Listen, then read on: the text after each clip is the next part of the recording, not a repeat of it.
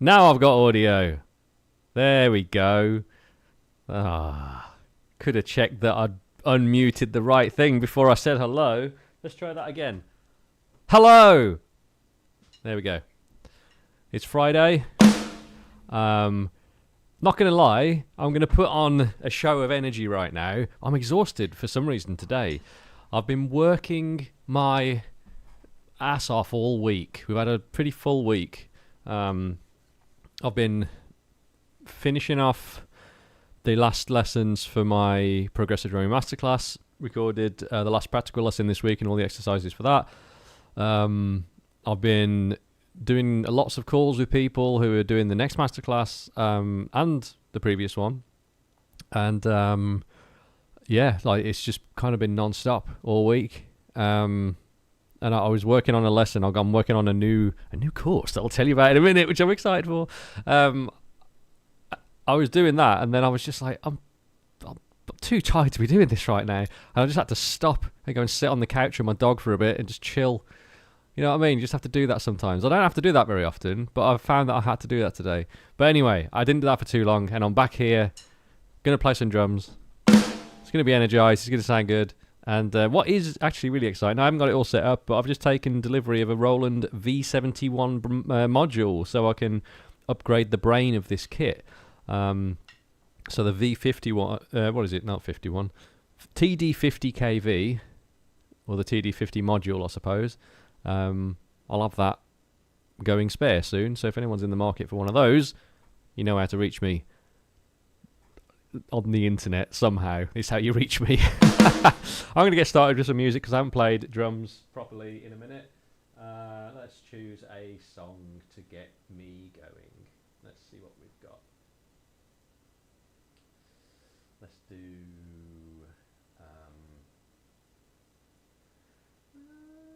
what do I want to do? Man, I've only got the first two Tesseract albums and then a handful of other songs that are like ready to go, and I want to have them all, so I've got a bit more option. I need to focus on that soon. Let's do this one.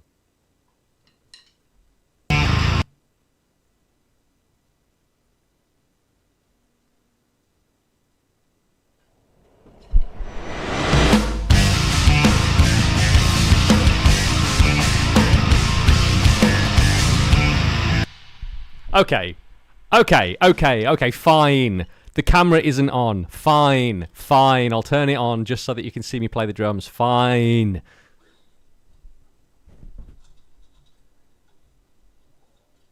Except I would, but my in-ears are tangled and... Oh, come on. Oh, my days.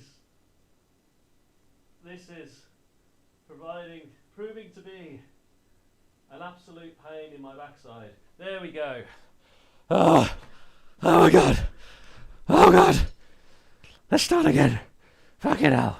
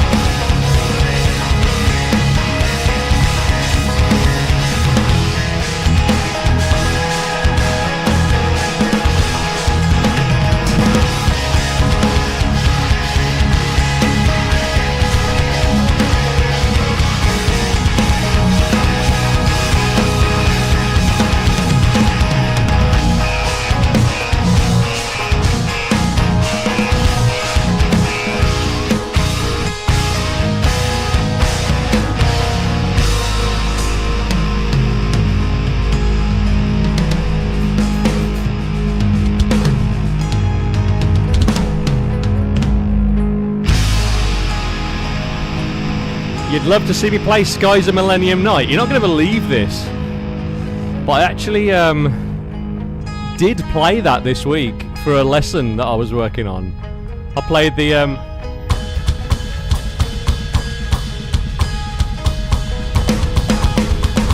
all of that stuff.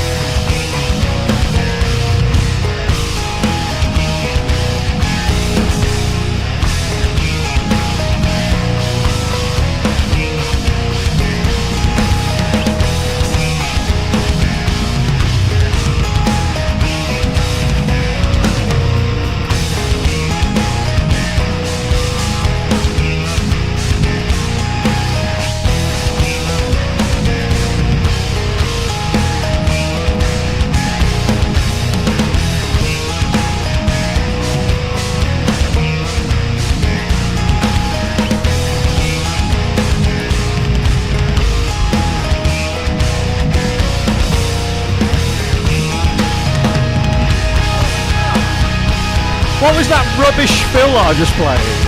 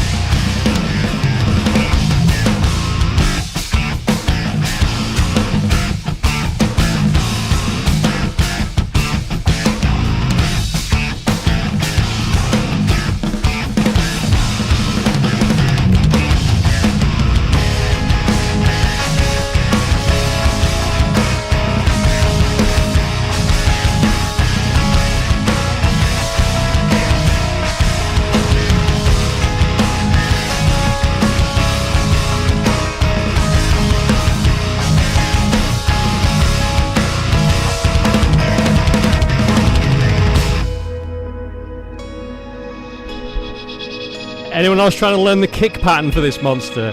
I mean, is anyone trying to play this one? It is a difficult one.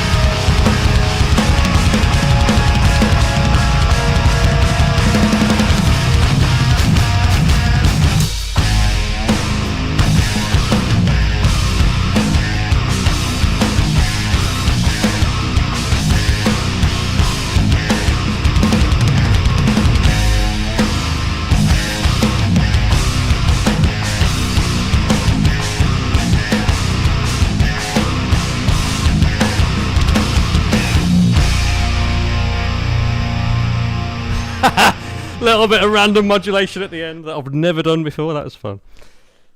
I saw you guys say modulation, and I'm like, you get what you ask for. Oh my days. Oh God. I've been working out, right? I've been doing loads of Zone 2, but you wouldn't know. You wouldn't flipping know, because it's exhausting playing that stuff. I find that a few days into a tour, I'm like, great, feel awesome now. But as you can tell, breathing like a panting pooch, I'm, for some reason, that took it out of me, that one. I was also trying to think of new things to play while I was doing it. So that is Concealing Fate, Part 1, Acceptance. It's what it's called for anyone that's new to the gang. If you're here and you're watching, hello, welcome. If you're here and you're watching and you're not subscribed, my name's Jay, second name Poststones, doesn't matter. I play drums in a band called Tesseract. Most of you probably know that. Maybe all of you know that. And I play drums. That's what I do. I've done it my entire life, kind of. And I do it for a living. And I stream on Fridays. And it's at this time every week. Unless I'm on tour, then I can't really do it. I teach drums at jpoststones.com. And you know what? Today's actually kind of an insane day. Yesterday was kind of an insane day. Because what I like doing is working on projects. I enjoy a project that has a start date and an end date, and I like lining those things up. Like pretty much every job that I've had outside of the corporate world where I began, well, it wasn't even the corporate world, it was like admin rubbish for boring companies in the UK. But I'd always worked on projects, right? And I'd consult for companies, but before I was doing Tesseract, it was always like a 6-month thing. And there was something about that just made it like, okay, I can do this. There's an end in sight. And while it's not necessarily about like the destination with these things, there's something exciting when you're reaching the end of a project, right? When you're getting close to recording an album or finishing an album, you get close to finishing the learning phase of a song. You get close to a deadline at work, whatever it is. And I yesterday recorded the final practical lesson. That's lessons where you're hitting things on the drums for my masterclass, progressive drumming masterclass, right? This is the 5th version of it that I've done, and each version has improved, and it's ended up being through this one, through the people that are involved in it, and just everything about it. It's ended up being by far the best thing I've ever worked on. It's insane. It's taken almost 6 months of work, of like working on these lessons, and 6 months of working with people as well. We've got 22 people in the current one, and it's been amazing. And I did the final lesson yesterday. I edited it. I put it into the platform, ready to go. And it was kind of crazy. As I was like wrapping up the last couple of exercises for it, I was like finishing the edits and I was putting them into the platform. I'm like, this is kind of crazy. This feels flipping crazy to be at this stage of this thing after so long. So my dogs are going crazy because my wife's just come home, so you can hear them barking in the background. But yeah, I've just got to take a moment to like celebrate that, because it is crazy the amount of work that goes into these things. No one's got any idea. And what unfortunately happens is, you mentioned that you do these things once on the internet and the algorithm just stops anyone from seeing any of your stuff, because that's not what people want to see. People want to see people falling downstairs, falling off a BMX, hating on politicians. People want to see that. They don't want to see someone genuinely trying to help them. So if you're a drummer, go and check it out. The next masterclass starts tomorrow at 11 a.m. Eastern time. I'm doing a live stream with the students. And if you're a drummer and you would like to work with me, it's a 5-month course, 5-month program, I suppose is a better way to explain it. There's weekly lesson drops. It's all around specific subjects. You work closely with me. There's one-on-one element with it as well. And I'd love to have a chat with you today if you're later today, maybe even tomorrow morning if you want to do it. There's 3 spots left of 20 available, so not many spots left. Yeah, it's going to be a great time. The team of people that we've got coming into the next one are great. We've got a bunch of people that have done the previous masterclass that are rolling into this one, even though it's the same thing, because they had a great time and they want to carry on working with me. So that kind of says a lot. It's like half of the people that did it have rolled into the next one, which is flipping insane. So yeah, I'd love to speak to anyone that wants to do it. Anyway, I hope you've all had a lovely week so far. I hope you got something nice lined up for the weekend.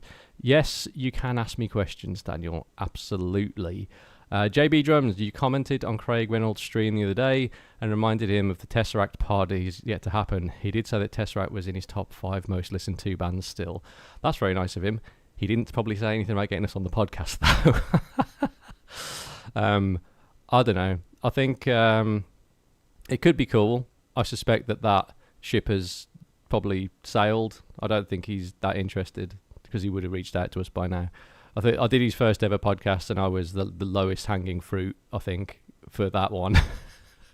I don't know. I feel as though he might even agree with this. I feel like we've butted heads a few times over the years, like him and me and people in Tesseract a few times over things, and I don't know that either of us can really be bothered. But he's very good at what he does. I will say that. I do like seeing his clips and the people he talks with.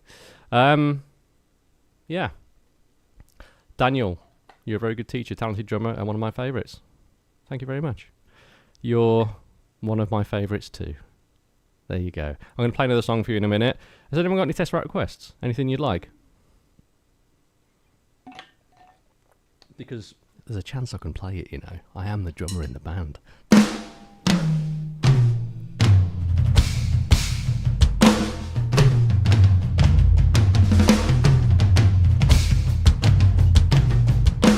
Anyone recognise that?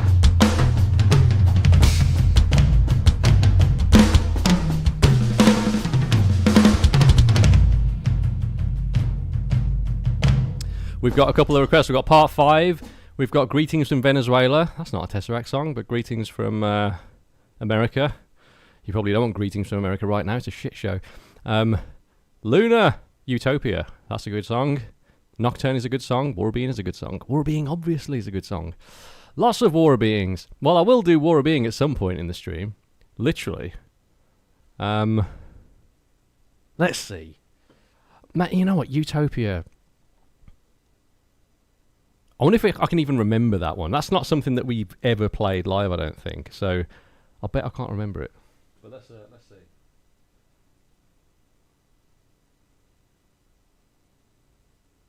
Wait. Utopia is from what you call it? The third album, Polaris. I don't have Polaris lined up on my computer yet, so I can't do that one. Soz. I think I've got Dystopia though somewhere. I do have Dystopia. How about I do Dystopia instead? That's one from that record that at least exists on the computer.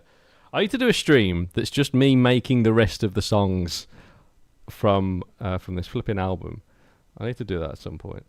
Right, here we go.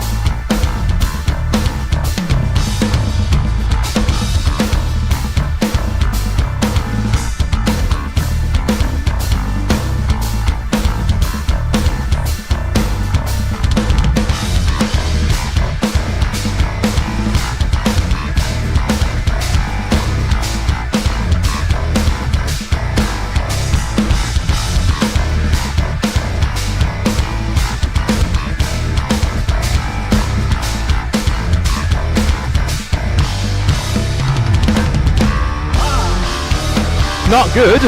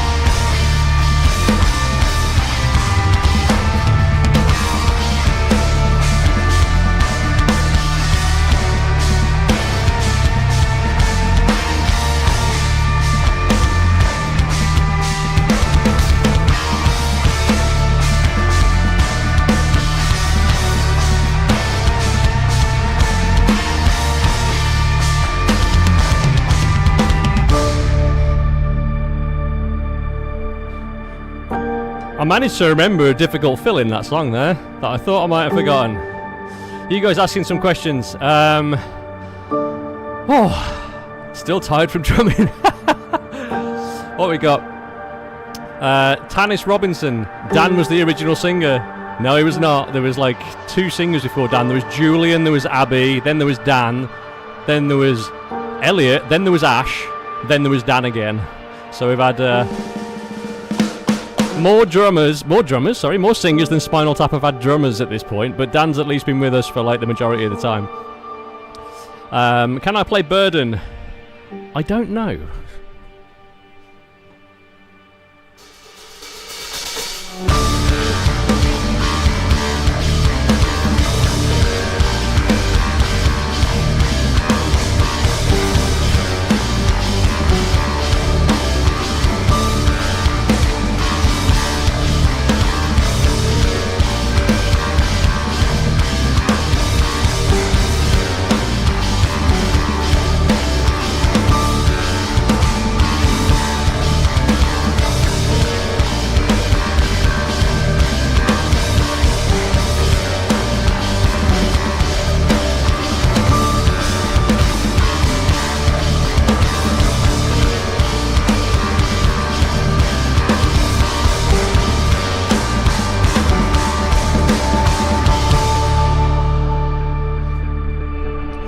Oh, what are we saying? Athena! Hello! How are you doing? I hope you're good. I'm back, everyone. Look at my face. Here it is. Can I play Burden, you were saying? So, here's a funny thing. We've never played Burden outside of the War of Being recording session. Like, ever. I haven't done it on a stream, I haven't done it in a lesson, I haven't gone back to the song since the recording session, so like 4 years ago, and we never played it on stage, and the recording of it was pieced together, so we did like lots and lots of takes of bits and we stitched it together like a flipping puzzle, and I just haven't gone back and like learned the intricacies of it. Now I can play like a version of it that it would just be a jam, but it wouldn't be accurate to the recording, which I mean I suppose most of what I'm doing now is a jam and not accurate to the recording. So the answer is yes, I can play it, but can I play it exactly as it is on the record? No, because I can't remember exactly what I did. And you might not know this, but like there was a section of that song that like the demo of it, there was so many demos. We named the demos for that one. It was like demo A, B, C, D, went all the way up to like H or J. And it was called Realize as well for the longest time. It wasn't called Burden. And there was whole sections cut from it that were really, really nice that we ended up like scrapping, unfortunately. But maybe they'll make it into another song someday. But yeah, we were jamming around and we couldn't get the vibe, like the flow, the vibe just wasn't quite sitting right. And it was one of the last songs that we tracked because it just took so many different approaches to try and get it right. And I've told this story before, so some of you will know this, but we ended up having like a really nice dinner at the studio. We sat down, we thought we'd finished for the day. We're like, let's just like have a glass of wine or 12. And so we did. We had a few glasses of wine. And then we got all the recording stuff set up. So I said, why don't we just like go back and jam that session? Let's see if we can like get something down. So we spent like maybe 40 minutes, something like that, just jamming around the bits. And the next day, the intention was to like listen to it all, go back and like, oh, okay, I think we might have come up with some better. We might have like taken it a few steps forward, and we did that. And Pete, the engineer, came in and he was like, "Oh, you got it last night, then you did it." I'm like, "What do you mean?" He's like, "That's the take. The energy of that's amazing." And we ended up using like the red wine drunk take of me drumming for the like second verse of it, the crazy bit where there's like stacks all over the place. I'm just like playing around with random ideas, hitting things like in order, but not with any conscious idea of what I'm going to hit next. I was just like playing things, and we used that version of it. It was like, okay. Flipping ridiculous. So yeah, that's why I've not played the song since, because I was red wine drunk. I'd have to be red wine drunk to play it again. But I will do it at some point. There's other things that I need to learn to play, like new Tesseract, before I spend time with older stuff again. But maybe it can be something that I'll work towards for these streams. What series of Roland drums am I using? VAD 516 or VAD 716? Very interesting question, because both is the answer to that. They sent me the VAD 516, which is most of this, and then bits of a TD50 that I was using before, but you can't see it just off screen over there. I've got a box that arrived today which has got a 716 brain in it, and I'm going to put that out to replace this brain, which is the TD50. So the V51 didn't have enough inputs for me to use this whole kit. So I spoke to the lovely people, Roland, and I'm like, please sir, can I get the V71? And the answer was yes. So that's what's happening. I'm going to switch that out when I've got enough time to tinker with it, so not immediately before I launch a new masterclass tomorrow. I disconnect all of this and then I haven't got a drum kit to show people things. That would be a bit of a stupid thing, just in case it doesn't all work immediately. So yeah, the answer is both of them, but that's a good question. It's an amazing kit, I will say that. The upgrade, it feels like an upgrade from the TD50 that I was using that felt like an amazing kit. You know, I've practiced so much on that kit, but this thing just feels like everything's leveled up again. So if you're in the market, can recommend very highly. A bunch of my students have gone out and bought them as well, which is amazing. We've got more things in the chat. Can you play Sacrifice? I can play Sacrifice. I can do that. Portal 432. Manny's so relaxed, just locked in. Thank you very much. I try to be both of those things at the same time most of the time. Julia, hello. Wishing you a great stream. Happy to see you. Happy to see you too. Thank you for showing up. And what we're saying, minus the artist Megapint. I don't know what that means. People were asking me to play some songs that aren't Tesseract a little while ago. I can't do that on this stream. I did it a few streams ago and YouTube ended me. So I guess I can't do that. But the way we got around it the other week is that I just played drums to like some Meshuggah songs and you guys had to guess which ones they were. And that was quite fun. But can I play Skies of Millennium Night was one of the things earlier. I actually did play that, I mentioned a moment ago, for a lesson that I'm putting out. I was playing bits of songs from artists that have inspired me over the years. And Scent of the Obscene was one from 6th, but Skies of Millennium Night, all that stuff. I can't remember the pattern now.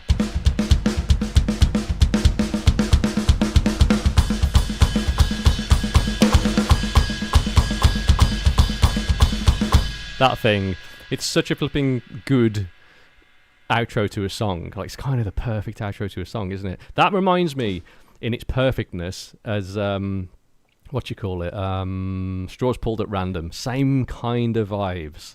Anyone with me with that? Skies of Millennium Night, outro to that. Same, like, oh shit, they absolutely nailed the outro as that Meshuggah song that I just said. Same thing. If you know both of those songs, you might know what I'm talking about. Maybe also if you've got My Specific Brain, you'll know what I'm talking about. What we saying? Random comment, but one of my favourite tracks is Calabiao. I can't stand trying to say that because I don't know how it's said properly. I guess for you guys it was like a filler, but you love it. Tell you what was a filler? Mirror Image. That was a filler. We didn't have enough music on that album for it to be an album. So Mirror Image was just like copy and paste until we'd got enough minutes to make an EP and album. How sad is that? Kind of works, but it's not ideal. So there we go. Let's play some music. It's Morris. I know you, Morris. Hello, my friend. I'll be seeing you tomorrow, all being well. Thank you for being so active in Discord as well. Like, seeing all your videos is flipping brilliant. It's so good. Do I like Eloy Casagrande? I do like Eloy Casagrande. I met him for the first time last year. Actually, we were at the UK Drum Show on the same day doing things, and I was sat down having breakfast, and he walked in, and it was quite an empty lobby at that point, like the breakfast area in the hotel. And I looked at him, and I went Eloy, and he went Jay.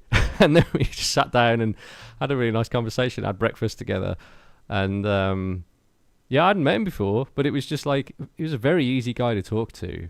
Like, you know, some people you might feel as though it's just kind of difficult sitting down and you stumble in, and you're just talking about the weather and bullshit and not actually getting into deep stuff. I feel like we were just talking as though we kind of had talked before, maybe like we toured before or something, which we haven't done. But yeah, really nice guy. Amazing drummer as well, holy crap. The stuff that he can do. Absolute anomaly on the drums. Like one of them people that's just taken the expert level of drums and just thought it would, like, treated that as the beginner level and just leveled it up again. It's like absolutely amazing. Slamming the drums. It's really wonderful to hear. Straws Pulled at Random Outro 10-hour version on YouTube exists for a reason. I didn't know that was a thing, but that makes perfect sense. It's so good. My band want to do program drums on our first single. How can I convince them to get live drums? You can convince them to get live drums by just turning up with a shitload of money and saying, don't worry guys, I've got the money and I already know the material and I've hired the studio. It's fine. That's how you can do it. On your first single, if you're doing this kind of music, I don't think necessarily it's a bad thing to do program drums. And I say that because we've used program drums for loads of things that are released publicly and no one knows the difference. And when I say to people, oh, it's program drums, they're like, what? And it's like, well, yeah, because we didn't have any money forever. I think program drums can sound amazing these days. And when you think, yes, okay, let's get into it. Let's get into this one. This is hot. So program drums, as a drummer, it stings your ego because you want to play the drums on the record and you want it to be like the thing. You want to hear your drums on it. Like you want to be able to say to people, that's me drumming. Like my dad's very supportive of me, always has been my entire life as a drummer, and like he wasn't that interested in the Tesseract songs unless it was me drumming, which is really cute, right? Because he wants to hear his son on the record. I love that. That's so sweet. But there's also a realistic world that we're living in, which is there isn't just people lining up to throw money at Tesseract. Like, oh, that's a little bit of a lie. Some people are trying to do that. But in the earlier days, that wasn't the case. And we didn't have... The money that we were getting to like record an album wasn't enough to get us into a studio. It was enough to buy us the time. Like we were basically handing in demos as finished records because we were writing until the last minute. And that meant that you got to write music, it's got to sound convincing, and put it out, and then learn how to play it. That was the approach for the longest time. And now the approach is, no, we write in advance because we're writing faster than ever, thanks to Ackle and his genius brain. Then I learn it, and then we go to a studio and we do it the way that we've wanted to do it forever, only because we've worked up to the ability to be able to do that. If you consider the cost of a studio and all of those things, if it's your first thing, if you're just trying to get a record out and get going, think about what the objective is, right? Make it goal focused. Is the objective to have an album and get out there and start promoting it and playing it? And is you drumming on that thing and the extra time that's going to take delay that process? And is it going to add anything other than for your ego? Because that's an honest question to answer, right? If you just want the experience of it, amazing. Like, I totally get that. If you're just doing it like because you want to feel like you're on it, like you can still be the person that programs the drums and like learn to play those ideas and play those ideas convincingly in front of people. It's the same thing, really, because the end result is people listen to your music and they like it or they don't like it. The fact that it's programmed drums or not programmed drums, like how many albums out there these days are programmed drums? Most of them, especially in like progressive modern metal and stuff. But if you got the money, if you can afford the studio time, if your bandmates are like, yeah, man, let's record drums, flipping do it because it's a great time. Like, it's all circumstantial, but there we go.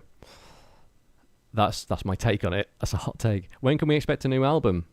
I don't think I can talk about that because I know the answer, but it's not been announced on the Tesseract page, so I can't really say much. But I can say that we're working on new material. I'm recording some in April and June. You will hear something this year twice, and that's about all I can say without giving everything away. So, there's new stuff coming, and the new stuff that is existing sounds flipping banging. It sounds so flipping good. Have I ever played a DWE kit? I have not played a DWE kit. So I've seen them, I think. Or at least I've seen them online. I've been interested in them, but I've got this amazing Roland kit. And Roland and DW are the same like company now anyway. I don't know. Like, I think if I'm having a DW kit, I want it to be an acoustic kit and beautiful.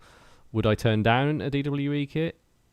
No. I would gladly use one and try one, but I'm very happy with this setup. I'm not looking to try and change this for anything else at the moment. So, yeah, that's the answer to that question. What else have we got? Let's see. When can we expect... Oh, I just did that one. What drummers did you grow up listening to? What influenced your style the most? I've just flipping done a lesson on this as well. Steve Gadd with Asia, Steely Dan. Then Jose, what's his name, from Incubus? I can't say his last name because it requires probably a slightly Spanish accent, and I can't do that convincingly, and I would just sound idiotic. Then who else was there? Danny Carey from Tool. Probably Steph from Textures. Like some of the stuff they were doing on their first couple of records, I would listen to that stuff a lot. Sixth, Dan Ford. Like, I listened to them a lot when I was younger. Yeah, who else? Meshuggah, obviously. Morgan Agron. All very different drummers that were like at very different stages of my life, but I listened to their music probably the most of all bands in my life. So yeah, those are going to be the drummers for me. Do I hear things like Tigran Hamasyan? I've heard of, and I've probably heard a couple of things on the internet, but I haven't like sat down and listened to it specifically. Any Gavin Harrison Porcupine Tree in there? No, not really. I've got great respect for what Gavin can do. Porcupine Tree's music hasn't ever like punched me in the soul. It's like, I don't know. It's a little bit too like gentle prog for me, which is like kind of a weird thing to describe it as, but I don't get like, oh, when I listen to it, I'm like, oh, I don't know about that. But he is an amazing drummer, I will say that. And I met him at the drum show last year, and do you know how I met him? Do you guys know this? He tapped me on the shoulder and asked if I was Jay. How mental is that? Oh god, there's a longer story to it, but that's the end of the story, and now you know the best bit. Yeah, that was flipping insane. You got that same feeling with Queens of the Stone Age? Yeah, I kind of get that with... There's a couple of their songs that I like, but I'm not like mad about them. Rush, never got into Rush either. There's like, I've heard bits of it at like this stage of my life and last few years, and then again, because I didn't grow up with it, I'm like, I don't know, man. Again, like without bands like that though, bands like us don't exist because they've taken the ideas of this genre of music steps further. But you know, I grew up with basically what my dad was listening to: Steely Dan, Neil Young, Crosby, Stills, Nash, and Young. Bit of Pink Floyd here and there. Lots of like acoustic guitars and female vocals and male vocals. James Taylor and stuff. Like, I grew up with that kind of stuff, and then decided, more complex music was like really interesting to me, but I wanted to be the composer of it, not necessarily just sit down listening to stuff that I did. What am I saying? I did sit down and listen to a lot of music that was very complex, but it was that I feel like that was my education in music in my younger years. I was just listening to like yeah, what am I trying to say? I was listening to more and more complex stuff, and I just felt as though that was my education, because I didn't go to a music college or anything. In fact, I didn't get into one. I applied to go to Drum Tech in London, and I didn't get in. So I'm like, well, screw you guys. I'm going to do my thing. Meh. And that's what I've done. I've tried to do my thing for the past 30 years. I'm basically here because I've just been stubborn, and I'm just trying to prove everyone wrong from my childhood. Actually, well, not everyone, but like the people that were like, you're not good enough, which is very few people. It's like, yeah, I am. Look what I'm doing now. I'm on the stage and you're not. Fuck you. And like, I'm still doing that. I'm not still doing that. But that is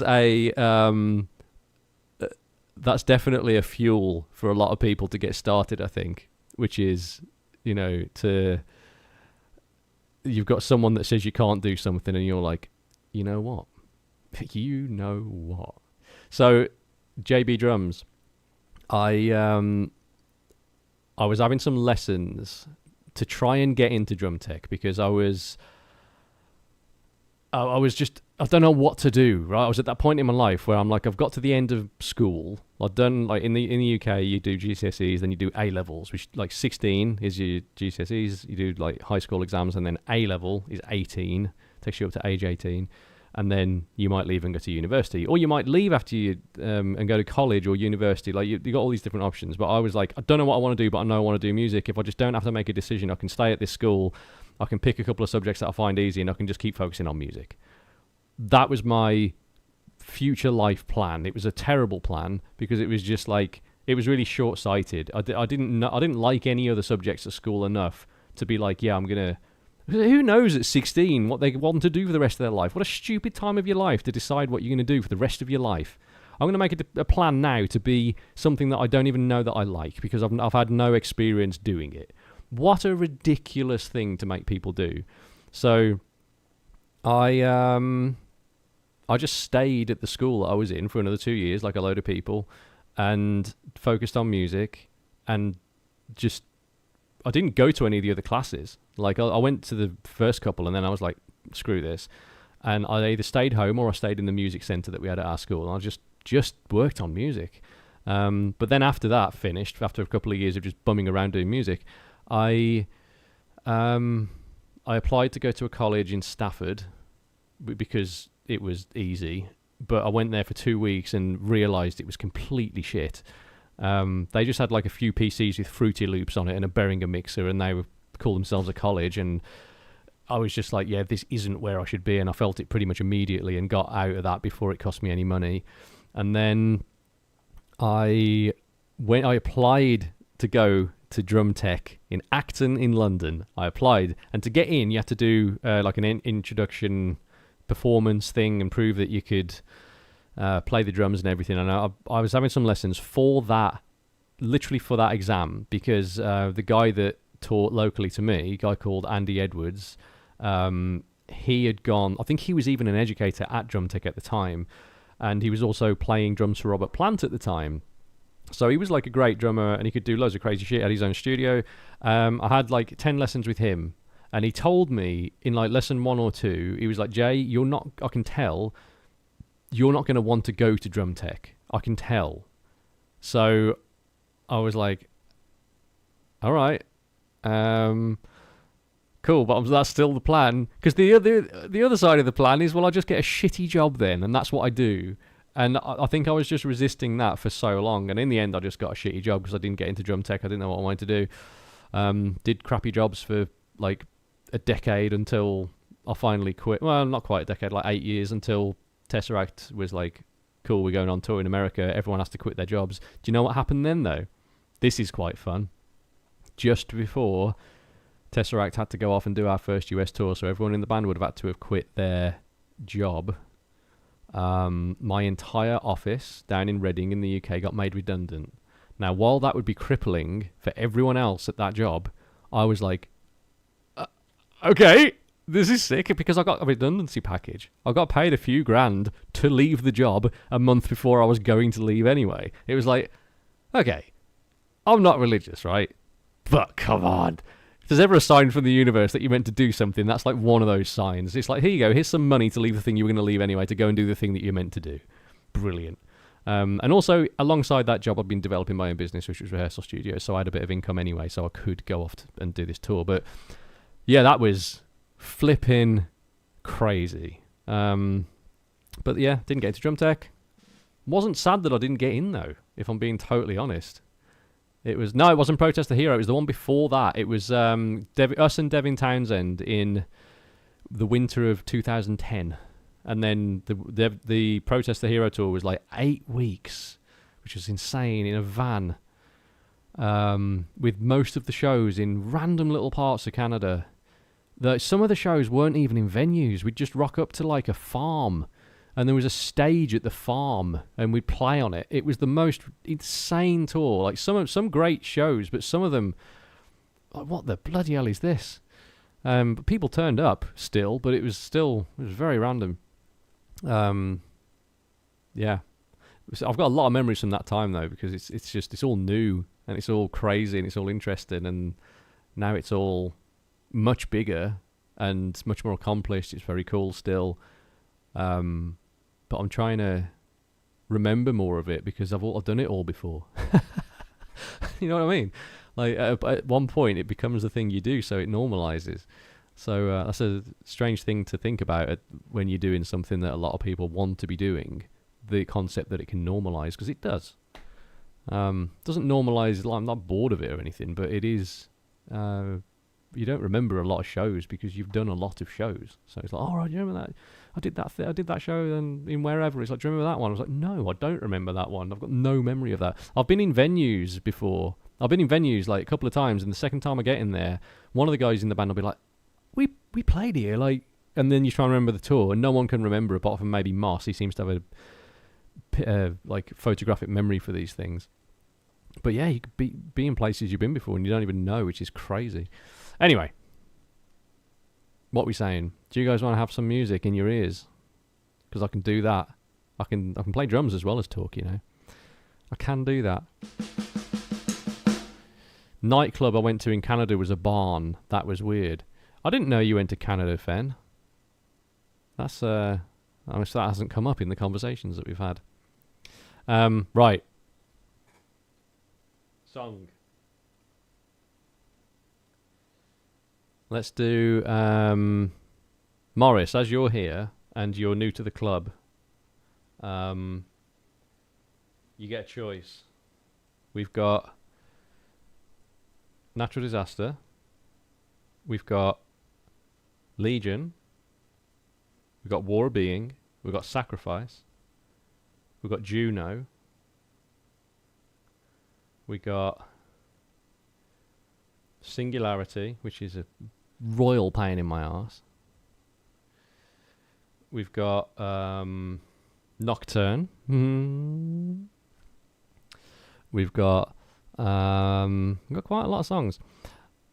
Asta Blanca, can I play Messenger? I can play Messenger, but I don't have it lined up on this computer. So what? Let me show you. Let me show. So on my computer, I have this, right? This is 2 Tesseract albums. That is the first album. That is the second album. This is me starting to do the third album, and these are just random songs that I dragged in that I wanted to do quickly. I've got to go through and do all of this for all of the other albums, which I will do eventually, but not right now. Singularity, just because you said it's hard. You bastard, you. Okay, I'll give it a go.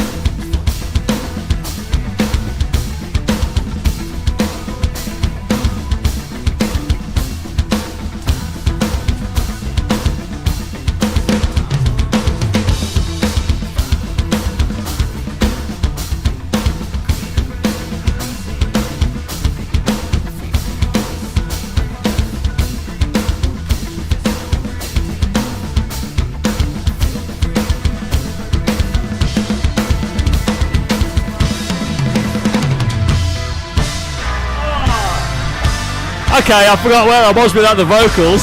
Come on. That was good.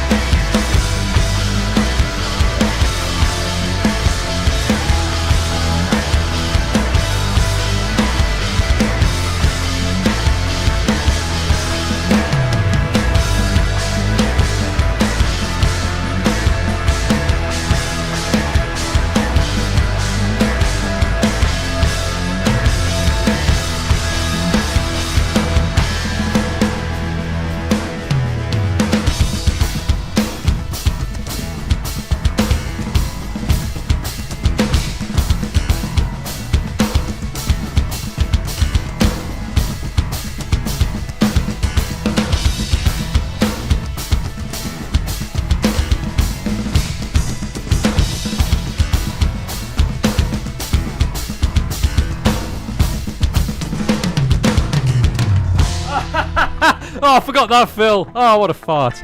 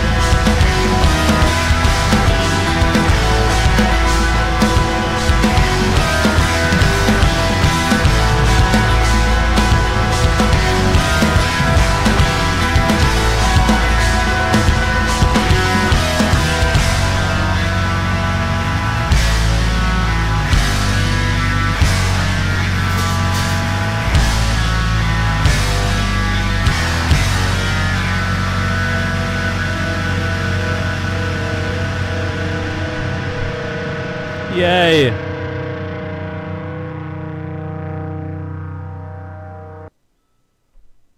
Things were hit. Noises were made. Mistakes were made. Fortunately, less mistakes than I could have made. We all live to tell the tale. It was fun, wasn't it? I like that one. Oh, God. Right. Luna, do your eyes roll back every time you play that outro, or was that just one time during the Marvel video? I don't know. I think when I'm having to think a bit, my mind, I kind of pull a stupid face by accident. I'm not intentionally rolling my eyes. Apart from if I make a mistake, I'm like, ugh. I think that could be what it is sometimes. The mistake might not be something that everyone else hears, but it's like a stupid little slip that I made that I'm like, oh, I wish I hadn't done that, or I wish I'd played a different pattern. It's involuntary.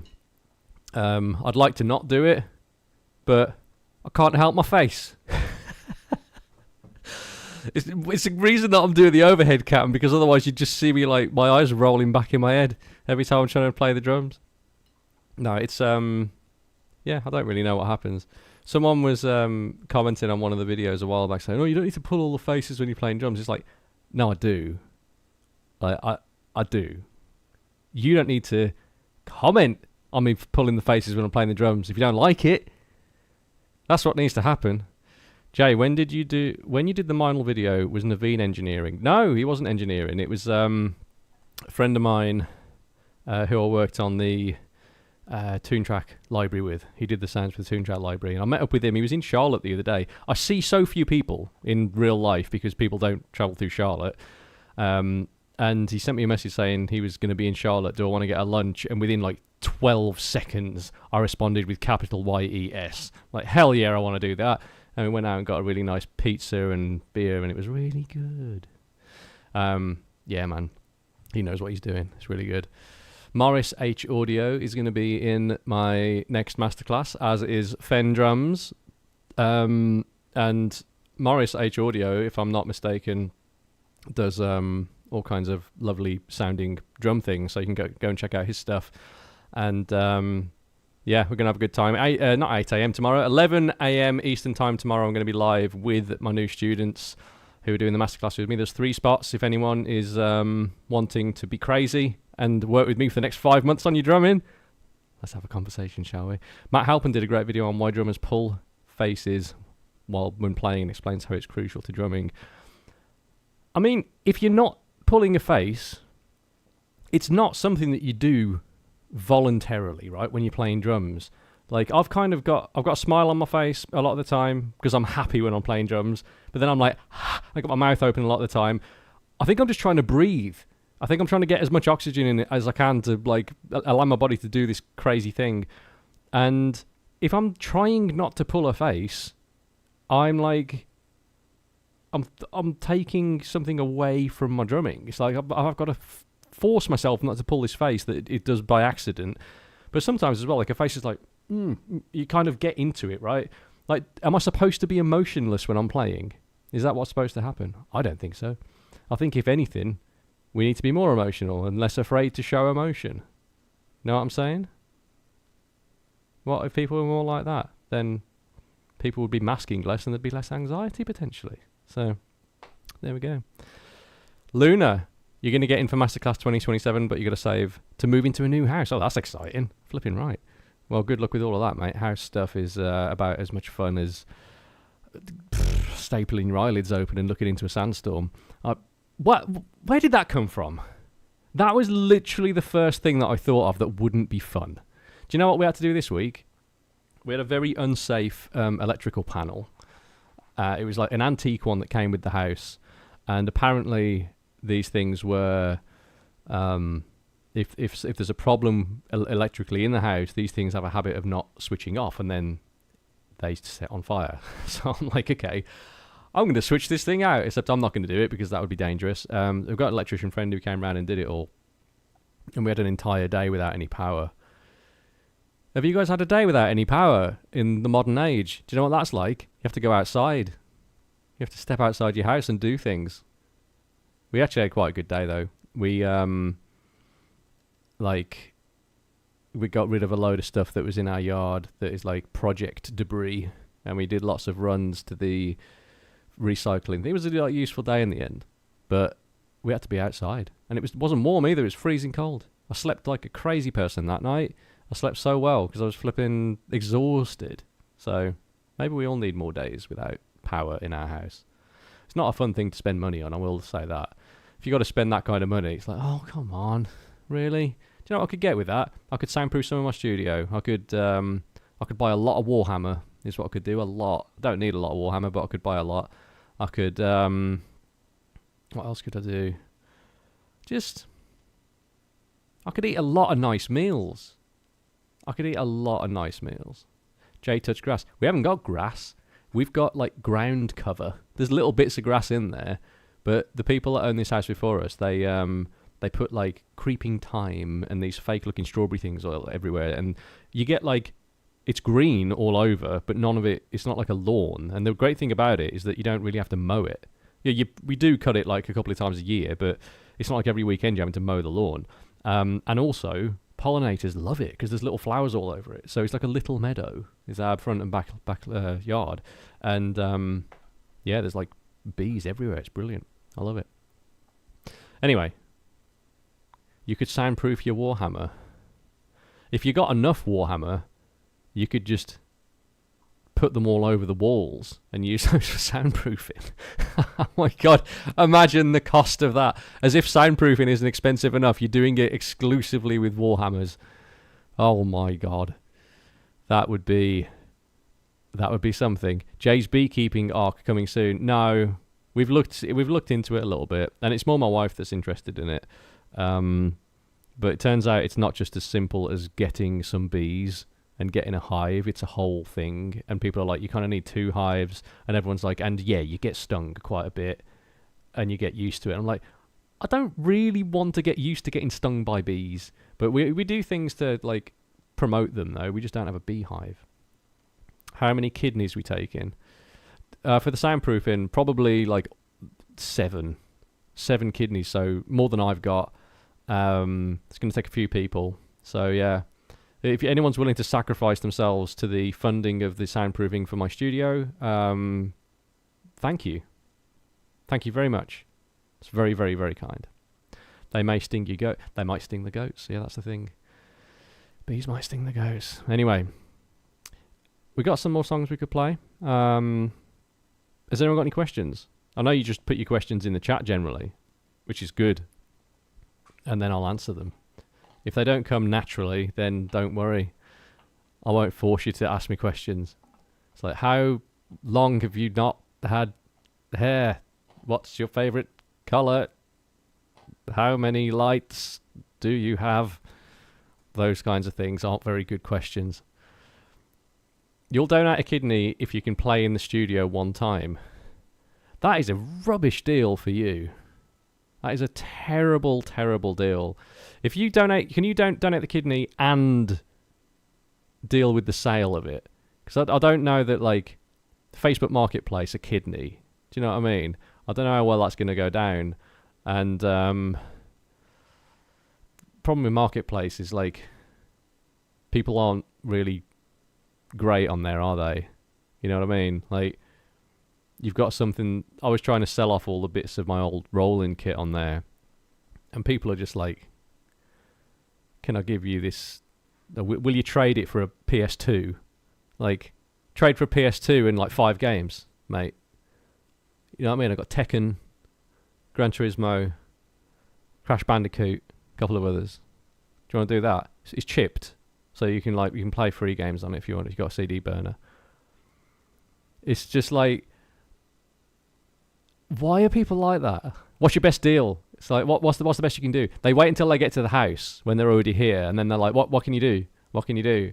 I'm like, well, I'd already like knocked it down quite a bit from reverb prices, and if you want to get this today, and then I'm like on the spot, so I always cave and I'll be like, oh, $10 less than the price, I suppose is fine.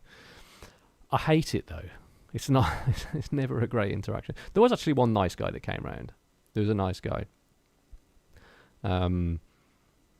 who is like an older guy, and he was, I think he was the guy that bought my old module, and he was setting up like a hybrid kit, but he just wanted a module for it. He was really nice. He was like probably 70 or something, but yeah.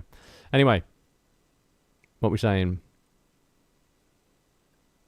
left hand control tips. Oh man, that's a whole thing. There's so many things you can do. Really, I mean, what are you using your left hand for? If you're trying to be ambidextrous with it, then you have to focus on exercises, like the mirror image of exercises that you're doing with your right hand. That's like the way to do it. Other than that, I mean, I use my left hand mainly for ghost notes. So I would practice ghost note patterns, being precise with ghost notes, playing in the middle of the snare drum, hitting the snare drum in the middle hard for the accents. It's very easy to slip off and play not the middle of the snare, and as soon as you start paying attention to hitting the middle of the snare, boy, do your snare accents sound a lot better. And then playing cymbal accents is another thing that I would do. Yeah, training the opposite side of your body is a challenging thing to do, because it's like, it doesn't feel great because it's the weakest part of your body, man. Training your left leg is like, oh, come on. It just takes a bit longer than you want it to take. But with any of these things, consistency is always the answer, right? If you turn up 2 practices, 3 practices, and you're like, oh, I hope I'll make a massive difference, I've got news for you. You're not going to make a massive difference in a short amount of time, but you can make a massive difference to your ability to continue turning up. So if you're in a crappy practice routine at the moment, try picking like 3 days a week, 4 days a week ideally, and try and do just 10 minutes on each day. Know what you're going to do before you go in on each of them days, and the win is turning up and doing 10 minutes. And then the following week, you do 15 minutes. And then the following week after that, you crank up to 20 or 25. Try and get up to 40 minutes 4 days a week when you're doing it. The same time, the same days every week. Remove the decision from it. Just make it non-negotiable. And then once you passed a couple of weeks, it's like a bit easier. You're like, okay, I can do this. And then once you get into 3 months, 3 months is the sweet spot. Once you're at 3 months, then it's just who you are. And reframe it all as well to be like, I'm someone that does this, rather than like, I'm practicing the drums and it's kind of a forced thing. It's like this is just what you do. The more you reframe that, the easier it gets. Like routine stuff's just difficult. The number of people that I talk to that are just in a rubbish practice routine, it's the first thing that I help people get into a good practice routine, not a rubbish practice routine. I help people get into a good practice routine when I start working with them, because you get that right, everything downstream is so much easier. So that's what I'm going to be talking to people about tomorrow. I'm a masterclass live stream. It's going to be fun. Yeah. Luna, you had people meet at the house. What are we saying? Oh, hang on, I've missed some questions here. I have had people meet at the house, because I know that might seem risky, but in my mind, I haven't got to go anywhere. Bonus. And I also, like I'm working like all the time. I've got to step out. I've got to sell this thing. I just want them to come to me. And I also, if I'm meeting in a parking lot, that feels more like I could get punched in the face and the thing gets stolen. So I'm just like, yeah, nah, I'm just gonna flipping not do that, you know? Anyway. Tell you what's crazy though, I can't like sell and post things anymore because, well, I can. I've had to get a PO box for it because I can't put my address on things. How crazy is that? There's some crazy people that are into Tesseract, some actual crazies, and if a single one of them got our address, it would be game over. So I've got like, we have to in Tesseract have like a 0 tolerance policy for like giving our address out, which is so dumb. Like, how rubbish is that? Anyway, how do I say your name? Sistathus. That's a name. If you were picking up the drums again in your late 30s after a 15-year hiatus, how would you approach practicing to see real improvement despite having limited time? I would... Okay, so you played a while ago, so you're not an absolute beginner. You're going to pick up the sticks and it's going to feel a little bit like, whoa. Because, I mean, I've never had 15 years off the drums, apart from the first 15 years of my life. But, well, 13 years, I suppose. I'd probably start by trying to play along to some songs that I like, or just like the little bits of songs maybe that I like, because the ultimate goal with drumming is to play along to music, right? So why wouldn't you just like try, see if any of those skills have transferred from 15 years ago to now, see what you can do, and then at least having that as a starting point, you'll know what you need to focus on, hopefully. And if you don't know what to focus on, then you can, there's plenty of resources online to help you these days. There's people like me. I teach drums. I have a drum lesson website, jposounds.com. Go and check it out. The 7-day free trial for anyone that's here that's a drummer that wants to check out some free drum lessons. And yeah, just really, if limited time, right, just try and get yourself into a position where you can practice something 4 days a week for a short amount of time. If you can do that regularly enough, the snowball is growing. Like, it's much easier to do little chunks. And the recalling, right? So remembering something on the drums, remembering anything, not even on the drums, more times you recall it, the more times you reinforce the memory of it, right? So the memory of what you need to do physically, mentally, gets stronger every time you do it. And if you do it with enough consistency, you do it close enough together with enough rest in between, like a good night's sleep, or you might do 2 short sessions in a day. It happens a lot faster versus 1 giant session a week and then having 6 days off and then 1 giant session. Split that time up if you can. When you say limited time, that might mean you've got 5 minutes a day, or it might mean that you're like, I don't know, you can only get 1 session a week. If you can only get 1 session a week and you've got to go somewhere to do that, just treat it as fun until you can get a kit at your house. You need a kit at your house or very, very close by to make meaningful progress, in my opinion. People, like, you can do some stuff on pads, but it's like, I don't know, in my experience, pads are kind of boring. Like, it's just like if you can't play a kit, you'd play an electric kit. If you can't play an electric kit, you'd play pads. But pads, it's like, it's not that fun. This, at least, is great. It sounds like I'm playing an amazing drum kit, so I love playing it, and it feels pretty good as well. Playing an acoustic kit obviously does feel a bit different to this, but yeah, this gets me most of the way. How many days did it take you to do all the tracks you made for Easy Drummer when you recorded different drums? That's a good question. Yeah, this thing. Let's see. Making this a long time. It was 8 days in the studio, I think. 1 day like setting things up, and we got going that same day. And because we were recording, right, there's 3 kits. Oh, that's loud, flipping heck. You've got the DW, these 3, so the 8-inch acrylic, the Purple Heart, and the Maple Mahogany for each of them. Then snares, there's like 10 of them or something crazy, all these different snares, and for each of them you're having to record all these different articulations, right? So you're like,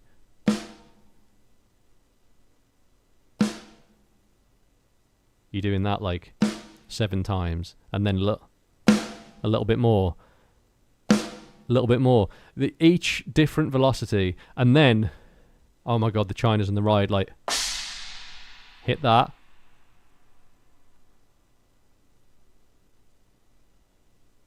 wait for it to end in the room, hit it again. Doing that like 8 hours a day for 8 days on multiple different instruments. So it was a lot. How many velocity layers we did on the snares? That's a question. I can't remember. Yeah, I can't remember. Quite a lot though. Like, enough for it to feel like you're playing a snare drum. And yeah, I'd have to think back. I want to say at least like 9 or something. It was quite a lot. And there's obviously like levels in each of those as well. It was a whole thing. It completely destroyed my back. I had a really knackered back for the longest time after doing that session, because I was sat down for so long. I had to stand up for some of the takes, like when I'm hitting cymbals, because it was just so destroyed. And then when I got back, only like the back end of last year, biggest difference that I made to my life, best investment, well, it's 2 things. The standing desk. Oh my god. Oh my actual god. My 41-year-old old man back that isn't actually that old, really, I suppose. Soon as I got a standing desk, it was like a couple of days of like slight fidgeting and standing, kind of awkward. And then I'm like, oh, my back doesn't hurt anymore. What the hell? Back is completely fixed from standing up, and it can't be a coincidence because I'm just sat on my arse all day. Otherwise, sat on my computer making lessons. I stand up doing I stand up doing all my calls with my students. I stand up working on lessons when I'm editing them. I stand up if I'm playing a computer game. Whatever I'm doing at my computer, I'm stood up doing it, and I've got one of those anti-fatigue mat things. It's brilliant. For anyone that's struggling with a knackered back, if you sit down most of the day for your job, that's what's doing it. Flipping guarantee. I'm not a chiropractor, but I am. I'm definitely a chiropractor, and I know more than anyone else on the internet about having a bad back. Listen to me right now. Stop all of the bullshit that you're doing. Get yourself a standing desk. Wherever you spend most of your time at a computer, get yourself a standing desk. The fancy $1,500 chair isn't going to make a difference to your back. You're just going to have a nicer chair to be in pain in. You need a standing desk, okay? And then you need to get an anti-fatigue mat so that it doesn't hurt your feet when you're standing up for ages. And then, in a few days, you're going to be like, oh my God, that bald guy on the internet who I was watching on the drums, he was pretty good at the drums, but he also knew what the hell he was talking about when it came to his back. He's a genius. I'm going to go and check out his website and sign up now. That was the best. Oh, that was the best long advert for my website I've ever done. There's no lessons on having a knackered back on my website, by the way. If you sit down at the drums for too long, you'll probably also get a knackered back. But yeah, best old man investment ever. So good. You could stand up and play your drums. I couldn't do that. I couldn't. I've seen people that have a seat insanely high, and I'm like, I don't know how you do it. I've tried like playing like that, and it's no, I can't do it. It's not good. Doesn't feel good. How much is a good standing desk? I already had the top for mine, so I've got a big L-shaped desk here, and it's just like IKEA kitchen work surface top, like the one that looks like walnut. And then I just got IKEA legs on it, and I took the IKEA legs off, and I bought a base that was the standing desk base, and it was like $500, I think. So not nothing, but for the benefit, amazing. I'm no longer in. I was having to get these like sticky patches that I'd stick on my lower back that were like seeping the opposite of pain into my back. I don't know what they're called, but it's like a sticky patch that goes on your back and stops things from hurting.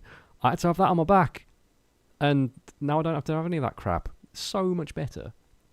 So yeah, you're actually sitting at your standing desk. Animal drummer, stop it. Stop it. Stand. Would you stand at a sitting desk? You know how awkward that would feel? Lidocaine patch, there you go, that's the one. Yeah. Just do your future self a favour. I heard something this week.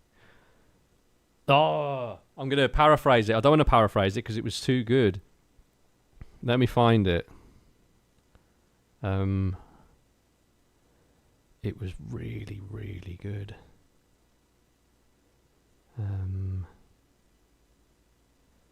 All notes.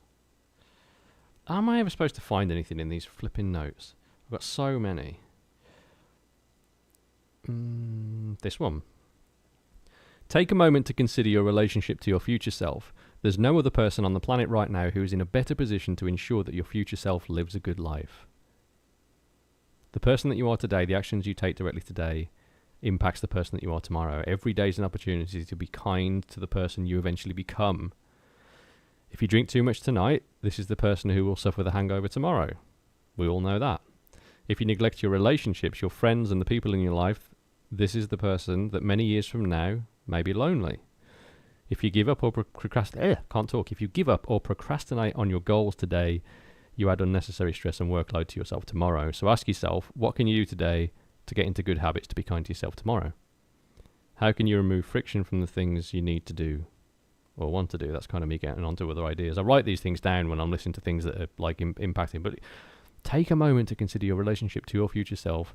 There's no other person on the planet right now who's in a better position to ensure that your future self lives a good life. What would you do for your person, for you tomorrow, like you in a year? Like, what do you need to do today for you in a year to be stoked? Like, if you met you in a year's time, you'd probably give that person a hug, wouldn't you? You wouldn't punch them in the face. You wouldn't do anything to damage them. So what can you do today so that person lives a better life? If you're just like, it's a selfish thing, but I think it's also probably not. I think it's probably a good thing. Like, if I do those things, I can help more people. I can like reach more people. I can help more people. I like helping people. I like talking with my students. That's an element of like socializing for me that I've grown to really enjoy.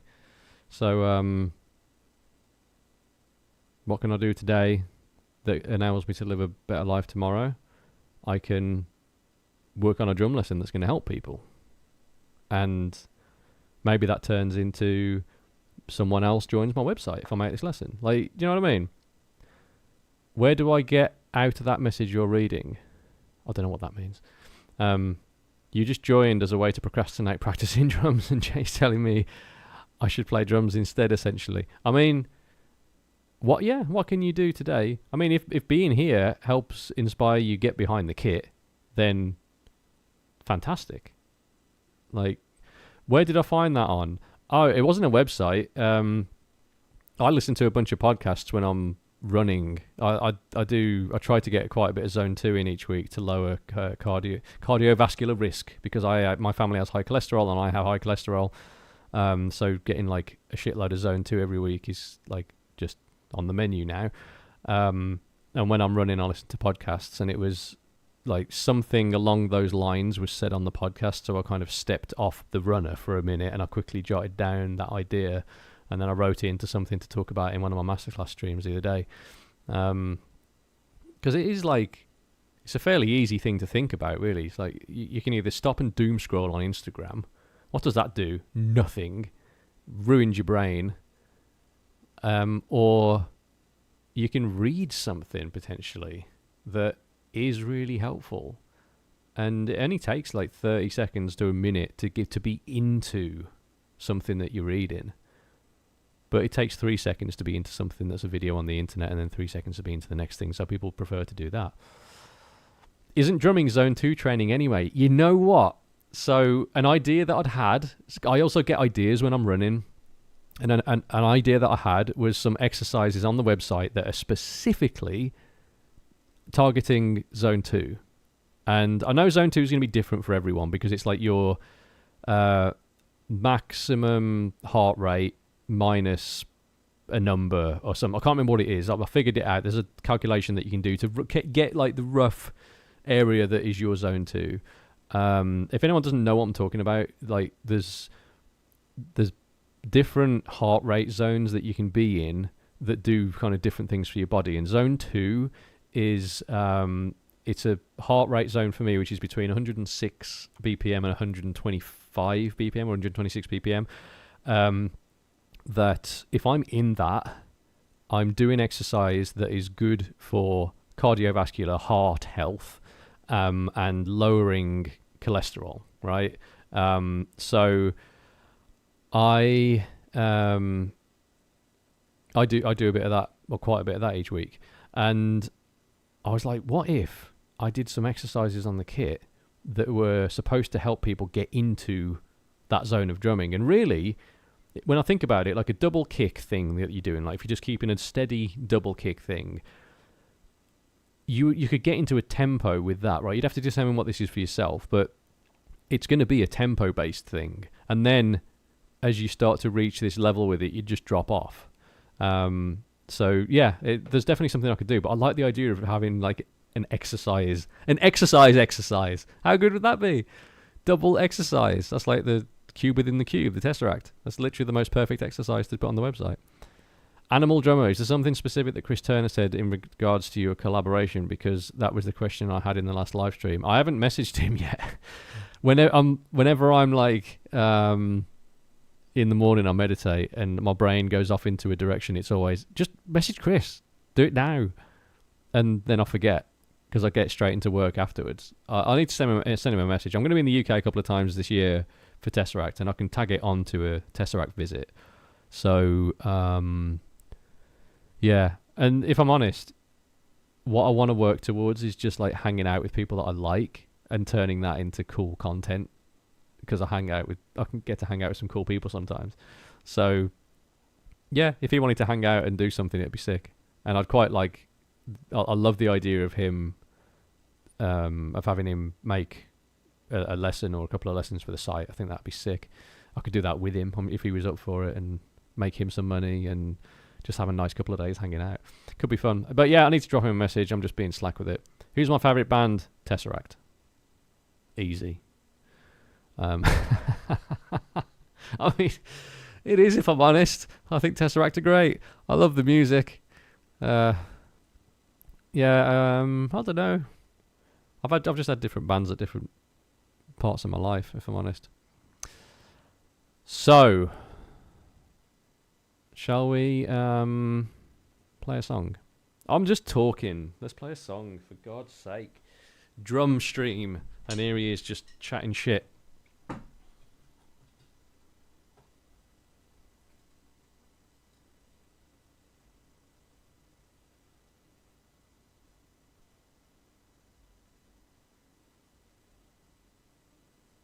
Ooh.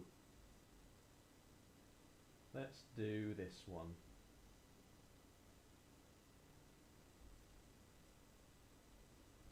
I like this song. You like this song. We all like this song.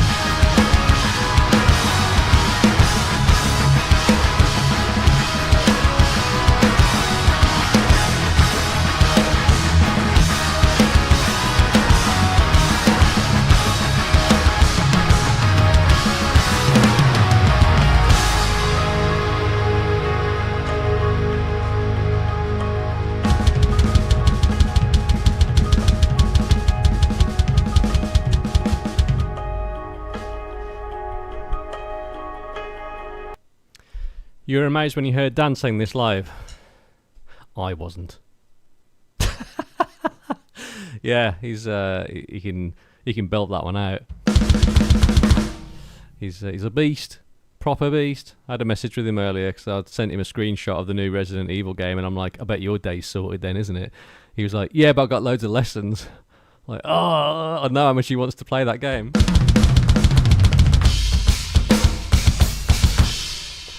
What an epic show that was. It was a sick show. I can't remember which one it was, but I remember you being there. Eloy Glazer. Hello, mate. Are you a person called Eloy who has something to do with Windows? Or is Glazer your last name?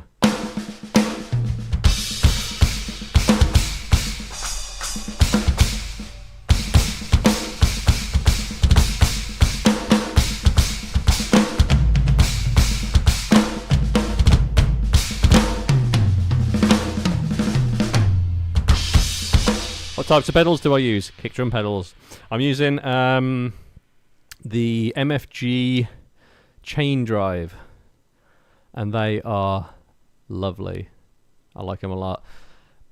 Athena, hello and good night. It's 2:30 a.m. where you are. Flipping it. Go to bed. Go to bed. Before you leave, we're more than our projects. Give some love to thyselves. We are more than our projects. But sometimes I feel like my projects are me. I'm very much involved in my projects. Oh man, Atopa Music, good. Love from Toronto. Love from wherever I am, North Carolina. I hope you're having a nice time up there. I hope it's not freezing cold. It's really nice here. You know what? The weather. Why do people default to the weather when they haven't got like something more meaningful to say? Why do people do that? It's like, the weather. The rain is out there. Rain is there. Quick, everyone look. Oh, God. I wish the default thing people asked was like something meaningful that made everyone think and made everyone be best friends. How good would that be? Do I keep them standard or did I mess with them? I took the weights off the sides and... No, sorry, I took the weights out the top of the bottom of the pedal of the beaters and I left the ones in the sides and I tightened the spring tension all the way up for me. But other than that, it's how they came out of the box. They're very, very nice. They're like the 9000s, but better. They're a bit more adjustable. Carved Dogs, it's 4 a.m. here helping me finish work. Dude, what do you do? Work has got you there at 4 a.m. That is a tough time to work.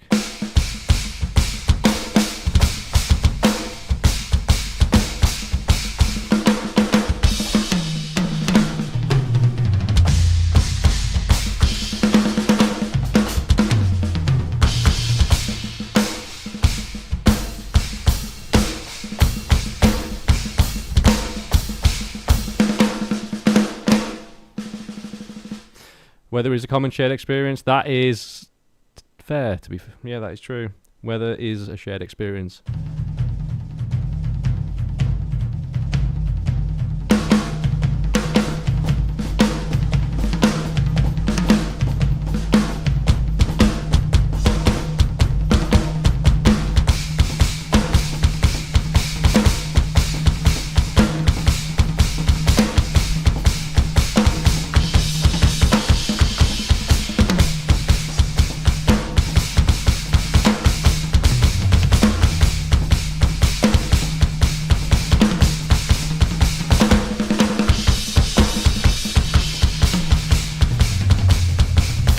That's nice. 1, 2, 3, 4, 5. It's just a 5-stroke thing.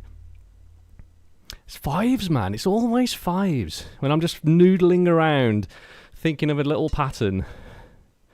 1, 2, 3, 4, 5. And then locking it into a 4 makes for a lovely repeating situation, doesn't it?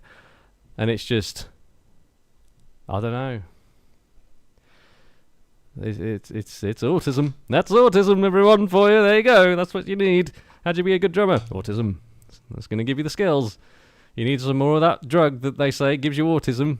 Ibuprofen or whatever it is. Advil. Which one is it? You need more of that.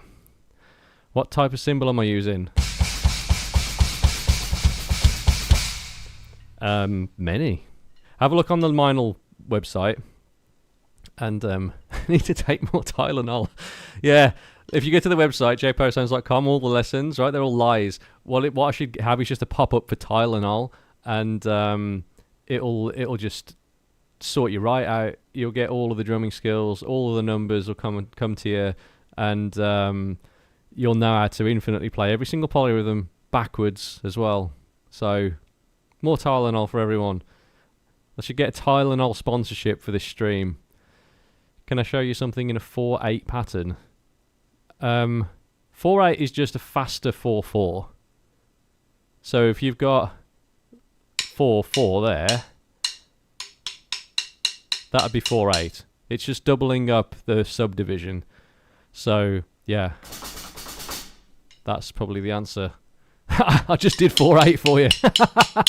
I only really use a 4/8 metronome if I'm playing something that's slower, where I want to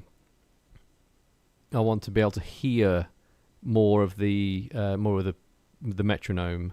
There was a groove in a Tesseract song a long time ago called Mesh Rip 2 that I played on the last stream, and there's the section of that that's really tricky, and I use the 4/8 metronome for that as well, because it gives me the bit in the middle. So instead of d d d d d d d d d d, you get that grid, more of a grid, and it makes it easier to hear some of these complex patterns against. Have I met the drummer from Leprous? I have. First time I met him, he came up to me and told me he was going to be the drummer from Leprous, and I didn't know who he was. We did a couple of shows with him a long time ago. He's come out to a bunch of shows that we've done. I remember running on stage. He was setting up his kit at a festival, and we were playing on the stage next to him, and I ran in front of his kit, and I went, ah! And then we talked for like 3 seconds, and then, yeah. I haven't...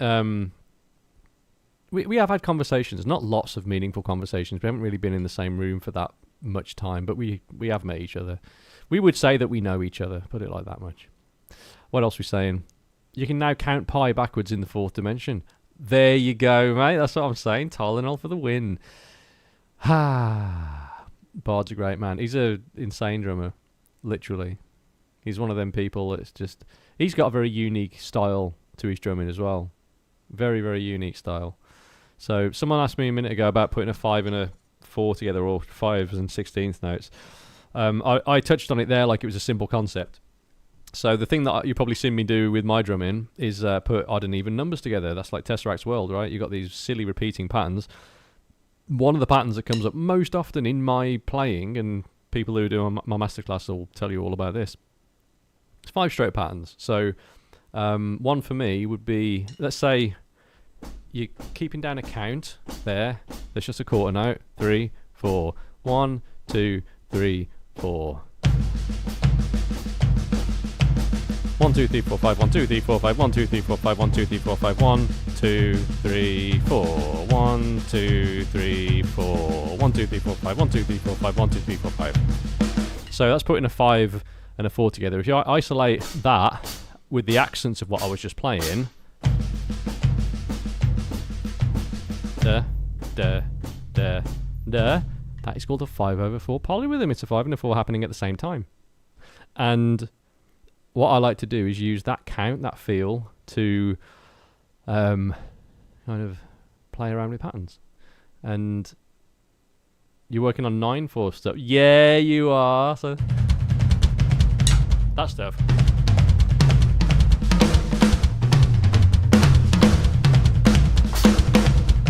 All that stuff. Yeah, boy. That stuff's fun as well.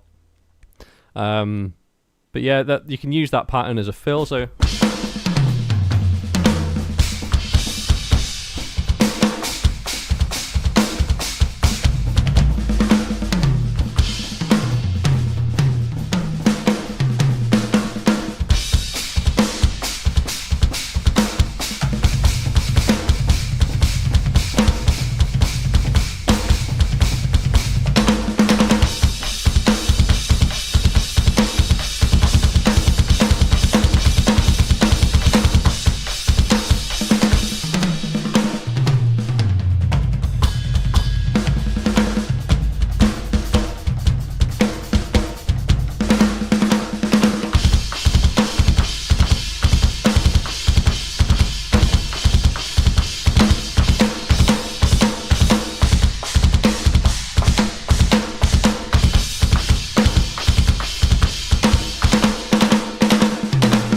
All fives. 1, 2, 3, 4, 5. Do I have any all-time signatures? Do you have any all-time signatures you use in any of your songs? Not sure what that means either. It is fun though playing with these silly numbers. It gives you quite a lot of options for drum fills, quite a lot of options for ways to move around the kit. Yeah, you just learn to play them in a few different ways, and then all of a sudden you're the drummer in Tesseract, and everyone said you had hair once, and now you don't. I'll play one more song, and then I'll wrap things up for you guys. Like I said earlier in the stream, I'm hosting my 5th version of my Progressive Drumming Masterclass, kicking off tomorrow at 11 a.m. Eastern Time. It's a 5-month program where I work closely with drummers and personal feedback, the lot. It's a very thorough program. It's going to require at least 3 to 4 sessions a week where you're sitting at your kit for about an hour. And it's been an absolute blast working with people over the past 5 months on this, and we're about to do it again. And if you're interested in participating, you can drop me a message. Go to jpostones.com, click on the Masterclass button. You find out all about it. There's 3 spots left. We may or may not fill them, but I'd love to speak to you if you're interested. Someone actually that was on the stream last week is in this next Masterclass, so it's worth me mentioning these things. I found out about it on the Masterclass and then booked a call and then signed up this week, which is amazing. So yeah, it's going to be fantastic. The first couple of lessons are dropping this week, literally tomorrow, and then it'll be every week we publish another lesson. And if you need help as you're working through any of it, I'm here to help you. It's going to be a flipping good time. jpostones.com to go and find out more about that. How do you play that fill at the end of Juno? I could literally cover that in the Masterclass. It's a crazy pattern. Very quickly, I can show you. Right hand, left foot, left hand, right foot. You get good at doing that first and speeding it up.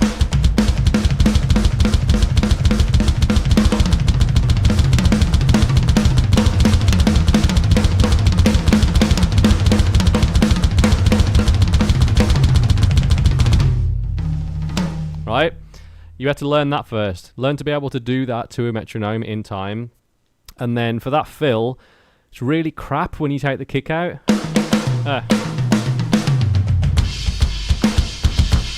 Rubbish. But you put the kicks in. And it becomes insane. I appreciate that's a very, very quick explanation, but you've got the basic pattern.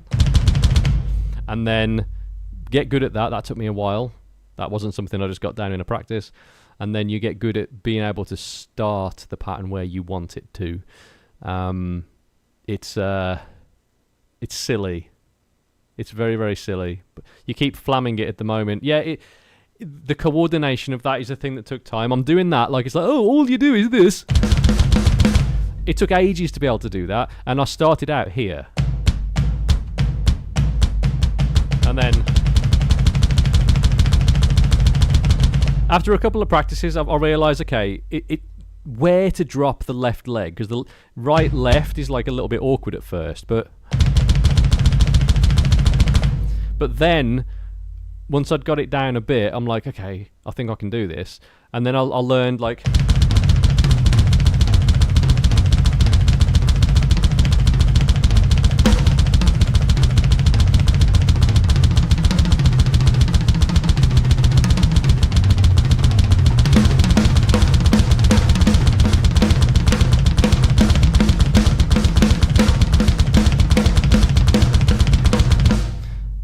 You learn to move it around the kit.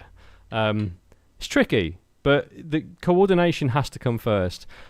I learned to do it about 5 years before I even had a use for it in Tesseract. Like, that's the dumb thing. I started playing it, maybe not 5 years, more like 4 years, but either way, a long time. I then heard a way to use it in a Tesseract song, and it's not even on the record, it's just something that I heard after the fact. I'm like, oh, that'd be fun. Did it in a rehearsal, and they were like, oh, okay. Well, that's quite fun. But yeah, it's worth doing. I'll play a song for you now. I could play the song that features that, couldn't I? Shall I do that since we were just talking about it?